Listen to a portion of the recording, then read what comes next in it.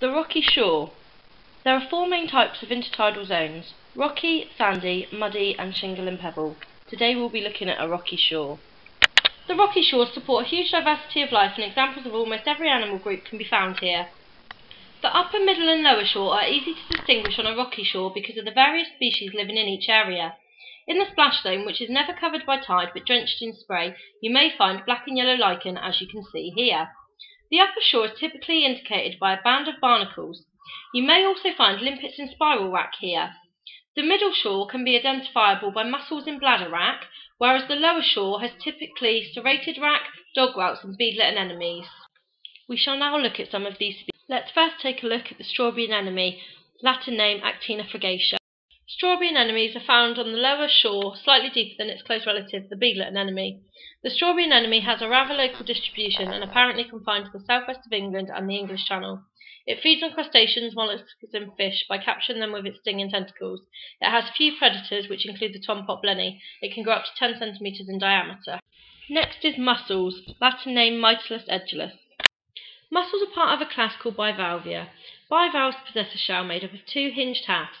Mussels are very common all around the coast of the British Isles, and they are found normally in large masses, attached to the rock surfaces, within crevices, and also sheltered in harbours. You can find mussels anywhere between the high intertidal and shallow subtidal zone, but are most common in the middle shore. Mussels anchor to the rock surface using a sticky thread called byssus. Mussels are filter feeders. They have a variety of predators, including starfish, dogwhelks, and even tiny pea crabs. On the lower shore, the lifespan is on average 2 to 3 years due to predation. Fertilisation is external. Next, we're going to look at the shore crab, Latin Carcinus manus.